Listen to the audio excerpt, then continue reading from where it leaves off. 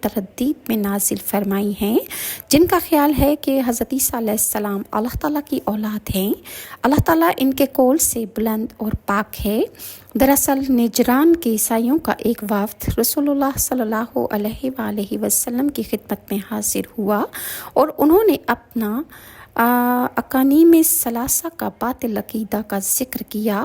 ان کا دعویٰ تھا کہ اللہ تعالیٰ تینوں میں سے تیسرا ہے، اور وہ تین یہ ہیں: اللہ کی ذات مقدسہ اور حضرت عیسیٰ علیہ السلام اور حضرت مریم علیہ السلام۔ پھر ان تینوں کی تعبیر بھی ان کا باہمی اختلاف ہے۔ اللہ تعالیٰ نے اس سورت کا ابتدائی حصہ نازل کر کے بیان فرمایا کہ عیسیٰ علیہ السلام اللہ کے بندوں میں سے ایک ہیں۔ اللہ تعالیٰ نے ان کو پیدا کیا اور رحم مادر میں ان کی تصویر بنائی، جیسے کہ اللہ نے دوسری مخلوقات کی تصویر بنائی، اور اللہ نے انہیں بن باپ کے پیدا کیا۔ اللہ تعالیٰ نے اس کو کہا کہ ہو جا، اور وہ وجود میں آ گئے۔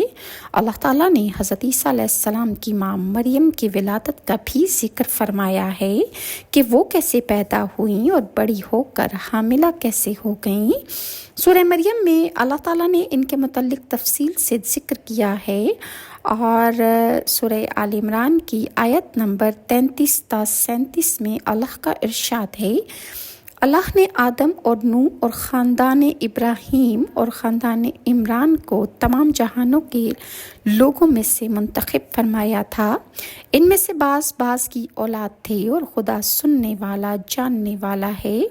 اور وہ وقت یاد کرنے کے لائق ہے جب عمران کی بیوی نے کہا کہ اے پروردگار، جو بچہ میرے پیٹ میں ہے اس کو میں تیری نظر کرتی ہوں، اسے دنیا کے کاموں سے آزاد رکھوں گی، تو اسے میری طرف سے قبول فرما، تو سننے والا، جاننے والا ہے۔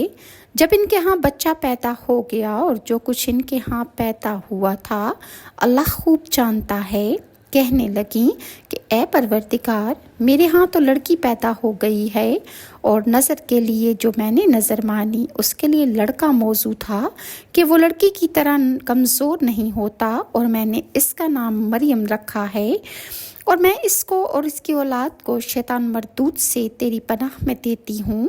تو اللہ تعالیٰ نے اس کو پسندیدگی کے ساتھ قبول فرما لیا اور اس کی اچھی طرح پرورش فرمائی، اور حضرت مریم کو زکریا کا متکفل بنا دیا۔